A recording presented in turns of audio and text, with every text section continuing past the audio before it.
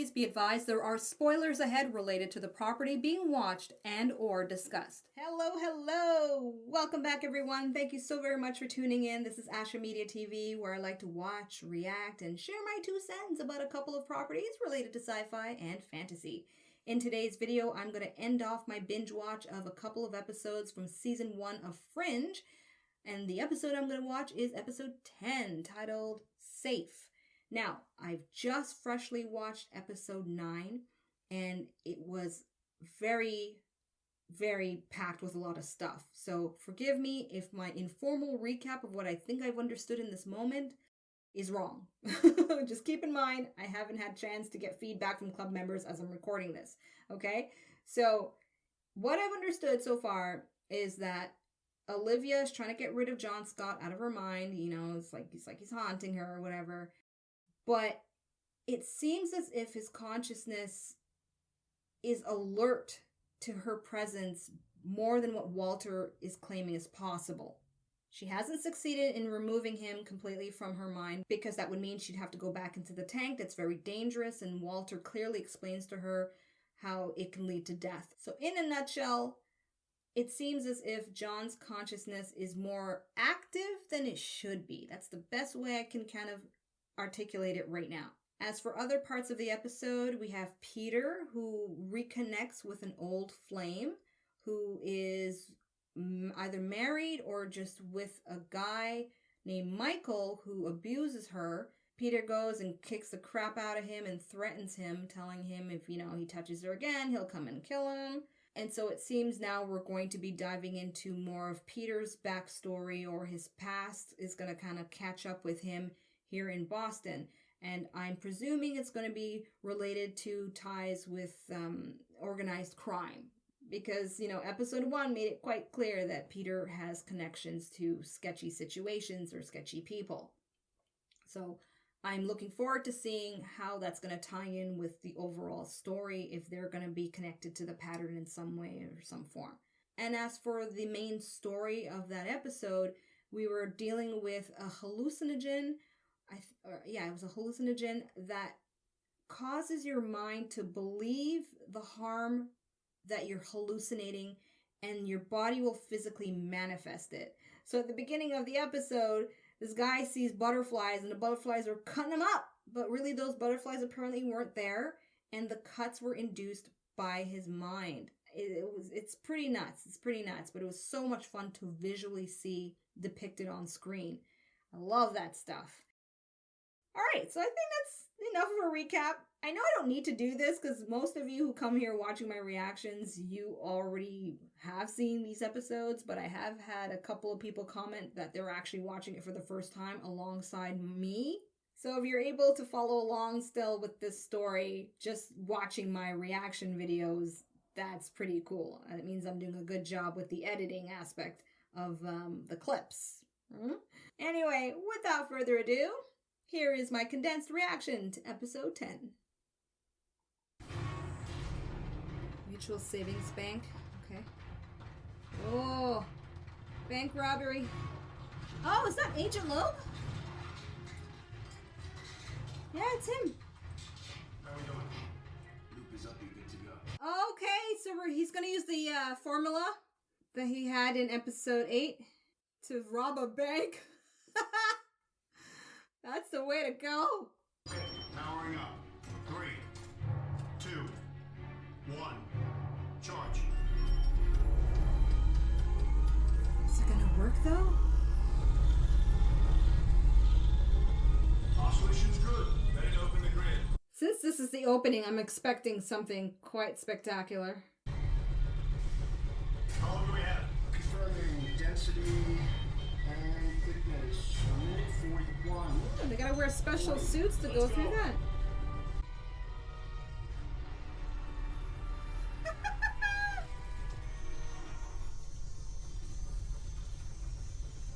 Look at that. 610, 610, 610. Okay, I got it. Give me a charge, Joe. Curious to know what they're trying to steal. 35 seconds.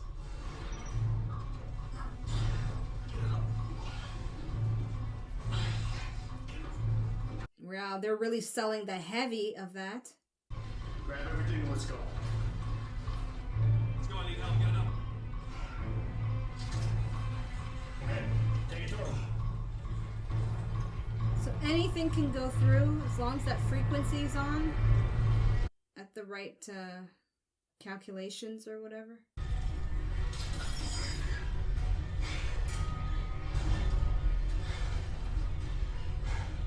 They're gonna move and they're not gonna make it. Lugo, let's go. Magnus, we'll disengage. We'll disengage and we gotta go now. You go. I'm working on it. Go. I'm right behind you. Alright, so based on that dialogue, something's gonna happen to that guy.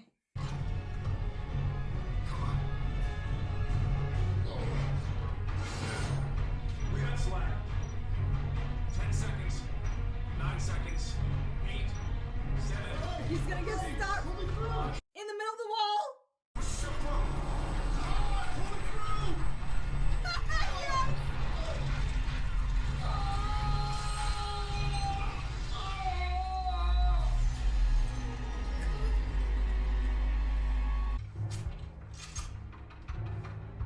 Oh, Lord.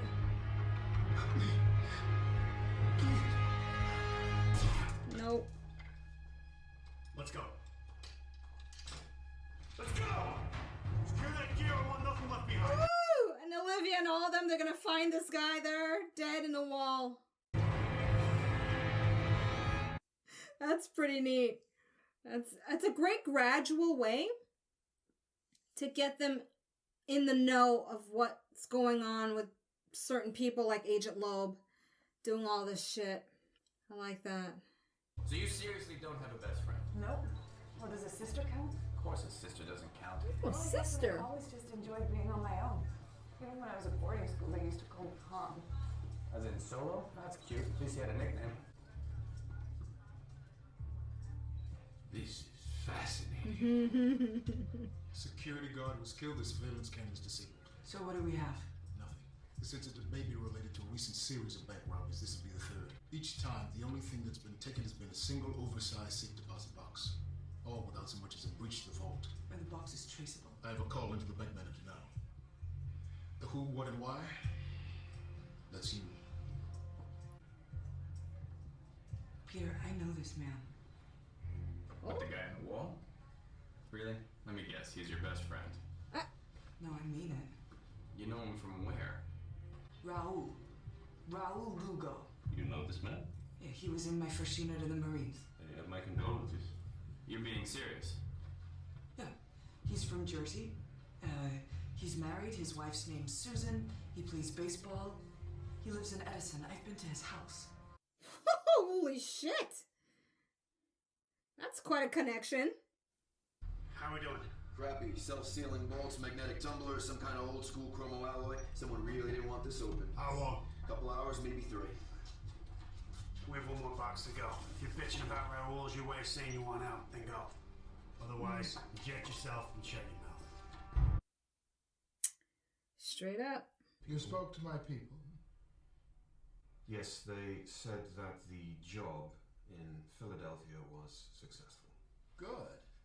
Please tell them the following.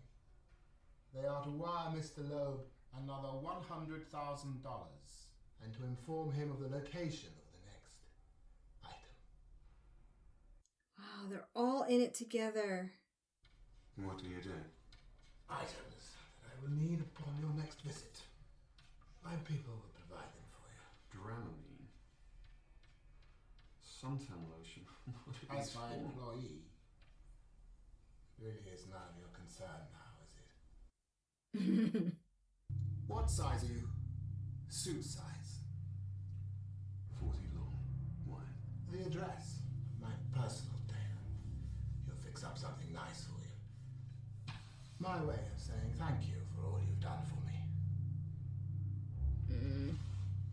Why do I get a feeling that's not his way of saying thank you? It's already gonna lead to something else. Yes? Susan. Yeah. Olivia. Olivia Dunham. Hello. I'm afraid I have some bad news. I just can't believe it. I just can't believe he's dead.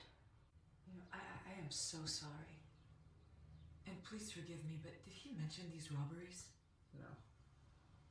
Can't say I'm surprised, though. And do you know anyone he was hanging out with? Any of his recent friends? Because I hadn't seen Raul in years. You knew Raul? Yes, of course. We served together in the Marines. Oh, I didn't know it. We have met before. Who, you and I? Yes. We had dinner here. Raul and I met at Camp Pendleton.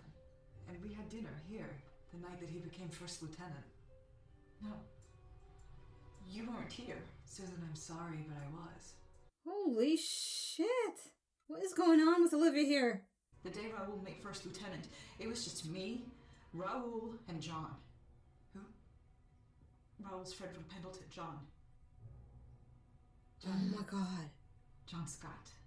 His memories are interlacing with hers. Are you okay?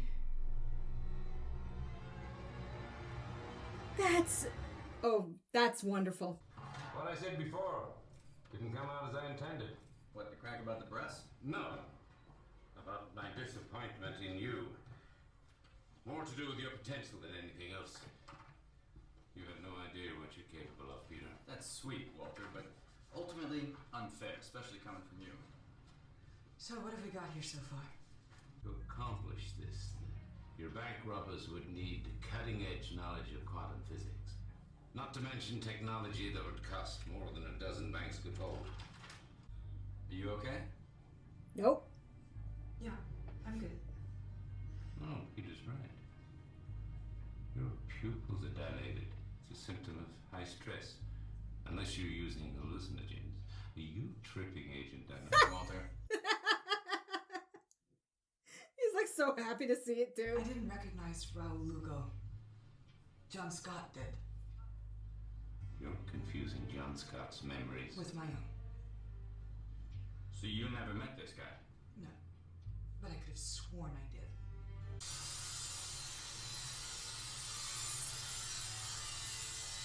What's in the box? Success. Nice job. Are you ever gonna let us see what's in these boxes? I don't think so. And even if I did, you wouldn't understand. Boxes, plural. Okay. Sorry. I thought it was just the one box they got. We've hit a dead end trying to reconstruct John Scott's memories. If we push further, we risk destroying the fragments we're trying to retrieve. Not to place any undue pressure on you and your team, but we're in a race against highly motivated individuals, and right now, John Scott is our only advantage.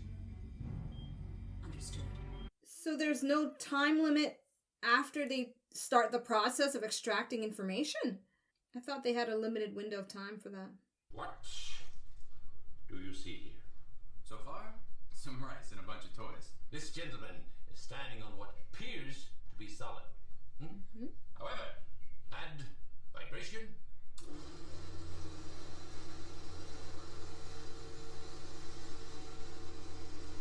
Fantastic demonstration. But somehow the robbers were able to weaken the vault wall. High-frequency vibrations disrupting its atomic structure, allowing another piece of solid matter through it. It seems that use of this technology can render one slightly radioactive. Ooh. The robbers have managed to not only violate the natural laws of the universe, but they're also becoming radioactive. Who's radioactive? Robbers, Well, apparently. there's a way to trace that, right? Did you get any leads on the safety deposit boxes? Yeah, they were all purchased 23 years ago, all paid for in cash, bogus names on each account. 23 years ago. We have no idea who those safety deposit boxes belong to. No, and it's untraceable. So, what's our next move? Raul Lugo was a good kid before the military. Had a clean record, responsible employee. I want to know how he became a criminal. Why they recruited him and what they promised him. Money? Gave me some names. Just so happens his best friend from high school works at a bar in Cambridge. Did I just hear bar in Cambridge? Hey, Astrid, would you mind Watching Walter? Yeah, I'm on that team. No. Aw, Astrid misses out on all the fun. Hi, Hey, how's your night? nothing worse. What can I get you? Double shot of whiskey. Double. What's your preference? Your call. You? Same as the lady. I'm Stephanie. This is my brother Rick. Hey, brother Rick. Hi. Brother Rick. Are you sure we haven't met before? No, I don't think so. What's your name? Drew. Drew, I gotta tell you, I never forget a face. It's true, she doesn't. It's kind of creepy, actually. Mm-hmm. It's cool, though. I wish I had that. I don't know. Raoul got weird. Weird how? Well, you know he's in the Gulf War. He's sort of, I don't know, he's post-traumatic stress or something. Anyway, when he got back, he didn't come around much. And he started hanging out at the VA a lot. Which one? I don't know. Bartender. It's a shame. He's a good guy. Excuse me. Okay, well, the VA is a clue. Follow that one. Broils. It's Dunham. Look, I was wondering if you could find out what VA hospital Raoul Lugo might have gone to. There was nothing in any of his records. Yeah, I know. That's why I'm calling you. Can you help me? I'll do what I can. I'll have an answer for you in an hour. Thanks. In an hour? That's pretty fast. A box we grabbed. So? It's a map of Germany. Germany? Yeah, Frankfurt. Lines all over it. Latitude and longitude. Look like he's playing a damn invasion. Frankfurt. Okay. Seriously? Oh, that's fantastic. Women never have card tricks. Tell me when to stop. 1, 2, 3, 4, 5, 6, 7. Stop. Which one? 4 of clubs. She's got her own tricks. You can count cards. That's all I would do when I was a kid. I'm sure that if I was a child today, I would be diagnosed with something. I just have this thing for numbers. I see them once and remember them for the rest of my life. Seriously? That's amazing. My locker combination in middle school, 36, 21, 7. The numbers at the safety deposit boxes, 233, 377, and 610. Are you sure you're in the right field? I can do more. No. Say that again. The numbers on the safety deposit boxes. 233, 377, and 610. Why? I know those numbers. Do you now? What? Walter! Hey! Walter! Wake up! Walter! Walter, wake up! This is important. Oh, do you two want to use the room? Walter, this is... Aww. Every night you recite a sequence of numbers to help you fall asleep. 233, 377, 610... 987, 1500. Precisely those. What is that pattern? It's a Fibonacci sequence. A wildly famous mathematical sequence. Each number in the sequence is the sum of the two preceding. Including 233, 377, and 610, which just happen to be the numbers of the safety deposit boxes that were stolen. It's fascinating. But it's a coincidence. It can't possibly be significant. It's not a coincidence. Oh my God. What? The safety deposit boxes are mine. Okay. That's an interesting revelation. Alright, so let me get this straight. You can remember traveling around the country 23 years ago, renting all these safety deposit boxes under assumed names, but you can't remember why. The why is of secondary importance to what. What was I protecting? I was distrustful of everybody. William Bell, your mother, was convinced I was being followed. Someone was watching my every move. Walter, did you tell anybody else?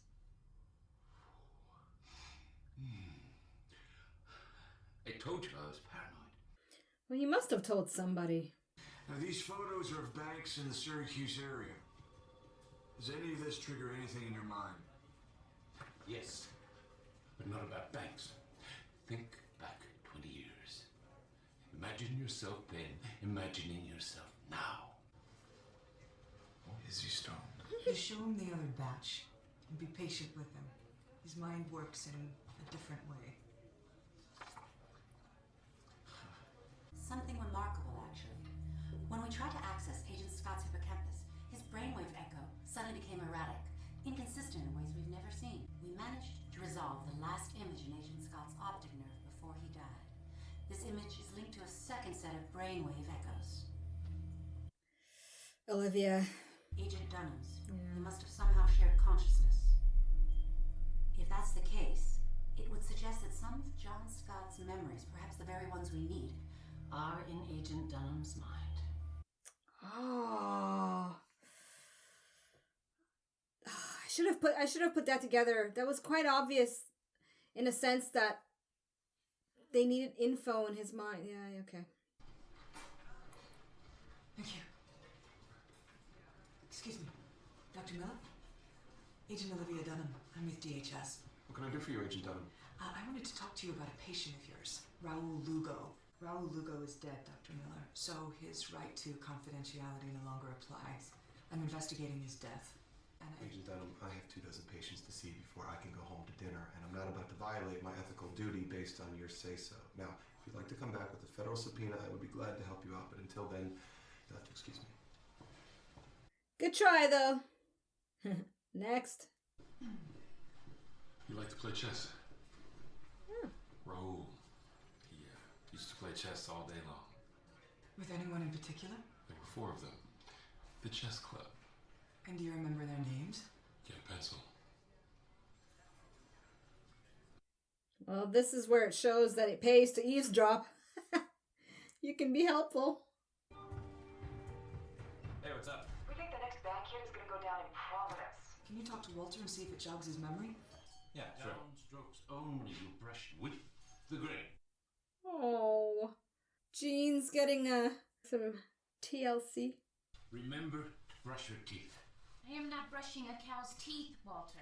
You know I have real work to do, right? Hey, Walter, if you were going to rent a safety deposit box in Providence, what bank would you use? Providence, that would have to be the Fairmont Savings Bank off Westminster Street. It's the only one with safe deposit boxes big enough for my purposes. Well done, sir. Yeah. This is Mr. Grimes. He manages the bank. I don't understand. We've had no alarms or signs of forced entry. Well, his crew doesn't work like that, Mr. Grimes. Oh my God. 987. It's the next number in the Fibonacci sequence. What's underneath? A basement or access tunnels? Oh, this is the basement. There's 2 feet of solid steel and then the foundation. Everything under that belongs to the city. Gas main, sewer, electric. Sewer. Providence PD, I need the closest sewer line exit to Fairmont Savings Bank. FBI! Freeze! Oh! If they catch him, he can be good intel. That's right. House of the EMS, suspect down. I can't wait to see what info they get from him. Hopefully nobody tries to off him before that. But I wouldn't be surprised if they do.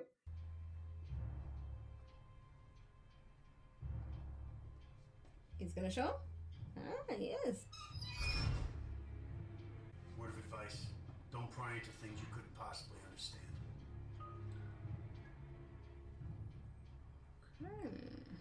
We're on. He's coming in. Gadget Walter created, probably. Back in the day. I see you didn't take me up on my offer to go see my tailor. No, I like this suit. It's always been lucky for me. And I can appreciate that. Come back in the morning with the paperwork for my appeal. 6:30 sharp. I'll be happy to sign it then. Oh, and wear one of your lucky suits. I'll need my people to procure one last item. And what would that be? Not a what, Mr. Cole. In this case, a who.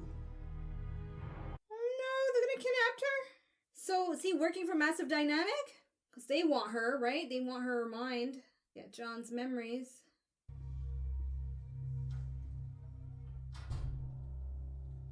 I trust Peter will do a good job. You're a tough guy. I'm a tough guy. I think we can dispense with the formalities. I'm not going to stick a thumb in that shot-up leg of yours because A, I think that's exactly what you expect me to do, and B, I don't think you crack anyway. Let me see if any of this rings a bell for you. You've been shaking uncontrollably. You vomited at least twice in the last 10 hours, and this morning you found hair on your pillow because it's starting to fall out. What's wrong with me? Radiation exposure. Yeah. Right now you're in the walking ghost phase, which I suggest you enjoy because it's a hell of a lot better than the intestinal bleeding, delirium, and coma phase you're going to hit in a couple of days. You violated the laws of physics, Mr. Eastwick, and Mother Nature's a bitch. We were freelance, hired out. He equipped us, trained us. I can tell you the names of the others, but it doesn't matter anyway. He's got everything he needs now. Everything he needs to do what? I swear I don't know what he's doing. All I know is that I overheard a phone conversation once. He's going to a field in Westford. A field? What field? I don't know! Look, man, you gotta help me, alright? I need some medicine, okay? Some specialist. Please, you gotta help me. Hey! Hey! What? I know where they're going. There's an abandoned airstrip out there. It's called Little Hill Field. Little Hill. Little Hill. It's the code word that Joseph Smith gave to David Robert Jones in the case a few weeks ago. The guy from the German prison? It can't be a coincidence, Charlie. It's in Westford, just off Route 3. What? You nearly died when you were a boy.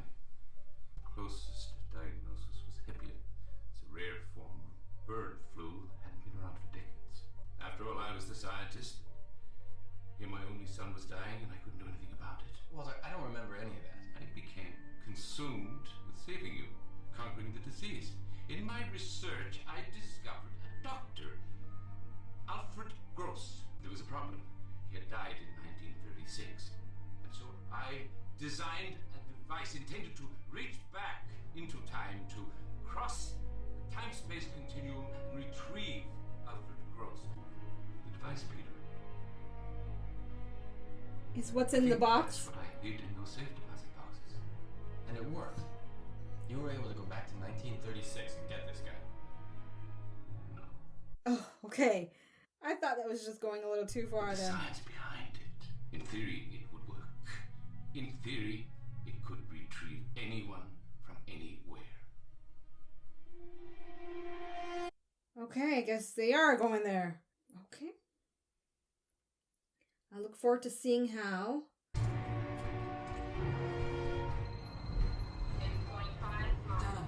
It's Charlie. I'm headed east on Route 3, about 2 miles out. What's your 20? I'm 10 minutes out, coming in from the south on plane.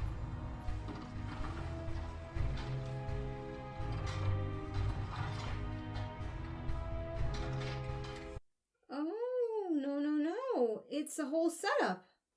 Okay. It's making more sense now. Mr. Jones? Mr. Cole. I have the appeal request. Oh, I know what they're gonna do! They're gonna break him out! All I need is your signature.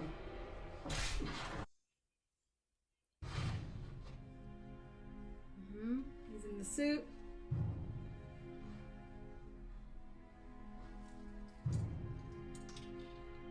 Was it necessary to snap his neck, though? Could have just knocked him out. Charlie, black SUV just came out of nowhere.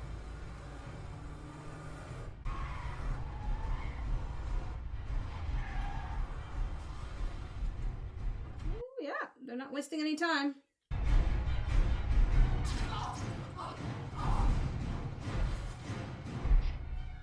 Target captured.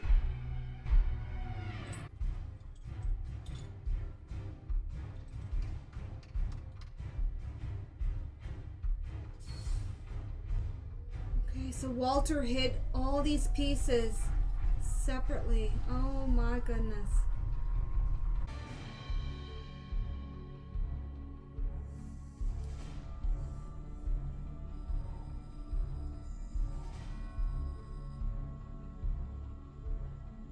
So I'm now wondering, whatever they're going to open, are they going to go through it to get him, or is he going to go through it to get there?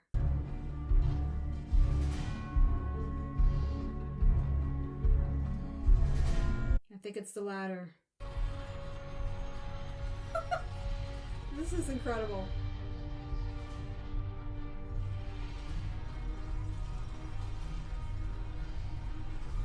It's gonna beam him up?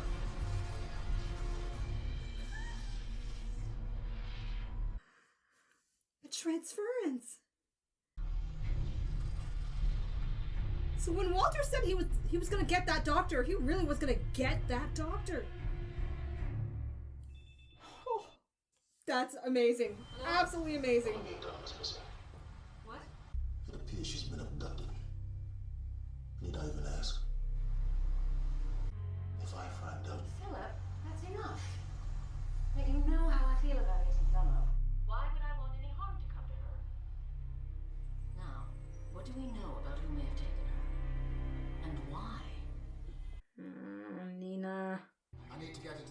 information chamber. Of course. Do you have her? Agent Dunham. She didn't even put up a fight. Well then, let's not keep her waiting. Well, I was right about how they were going to end it. Anyway, I'm going to go through the episodes. It's for me to pick a scene, and I'll be right back with some thoughts. Okay, so the scene I have picked is not the most obvious, which is this amazing technology that is introduced with moving a person from one location to another, and according to Walter, from one time period to another? If I understood that right? Probably didn't, not sure. Who knows? Yeah, so that scene is obvious. Great scene, fantastic. I can't wait to see what unfolds with that. But for me, what stands out and what I think kind of adds to the pool of mystery that I'm collecting from each episode is that moment when Nina and her team realize that Olivia has the information that they need in her mind because she shares consciousness with John Scott. And so it begs me to wonder now, is Nina pretending that she had no involvement with the abduction? Because if she is pretending, then there's that conflict between her and Broyles that's probably going to escalate at some point. But also I'm thinking, if she's not pretending, then Mr. Jones's team and his group of people, are they perhaps rivals with Nina? Because I thought he was working for Massive Dynamic and, you know, they're all in it together since everything points to Massive Dynamic, right? Maybe not. Maybe he has his own little group trying to